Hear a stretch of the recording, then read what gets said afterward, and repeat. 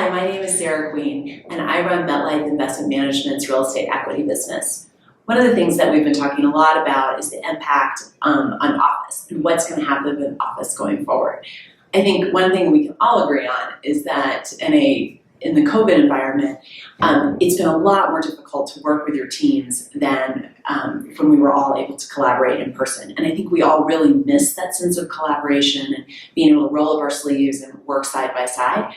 I think the other thing that's been very clear is that for our employees who are newer and don't have as much experience in the business, they've been missing out on a lot of things they don't even realize they're missing out on.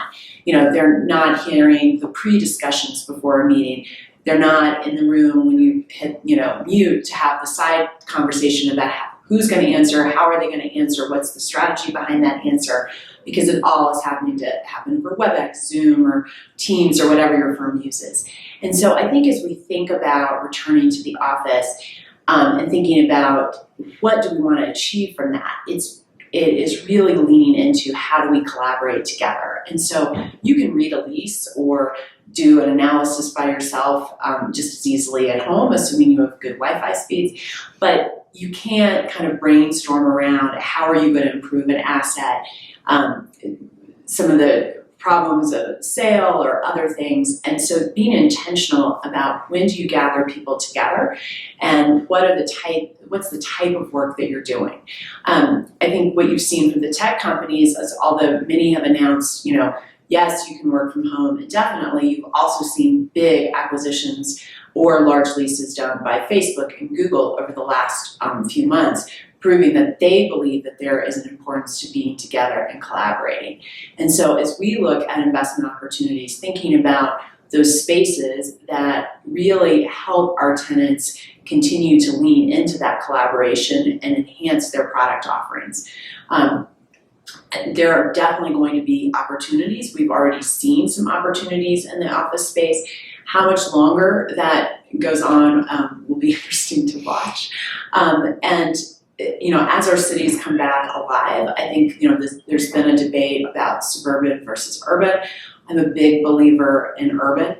Part of that is my just thought that I get that everybody would like more space, but as two career couples become more and more the norm, if you move to the suburbs, somebody, and maybe both of you, are going to have long commutes, and that just puts a real damper on being a present parent. And so I think one of the trade-offs people are going to continue to have is that time management and how do they want to be spending their time. And maybe, if they're only going into the office 3 days a week, they're willing to commute from farther away because they're only doing it 3 days a week. But others may say, I don't really want to do that. I want the experience of being able to drop my kids off at school and be there more regularly, put them to bed at night. So I think over time, this notion that you'll see a big increase in suburban office, I'm not so sure. There are definitely some suburban markets that behave more like urban settings where you have more of a, maybe not 24-hour live, work, play, but a 12 to 18-hour live, work, play that will do better over time. And centers that are close to innovation hubs will also continue to do well, I think. We've also been looking at a lot of life science. And certainly during the pandemic, you can't sequence DNA from your garage. You have to go into that space to be able to do that. And those are very highly specialized, amenitized spaces. So we continue to believe that those will do well post-pandemic.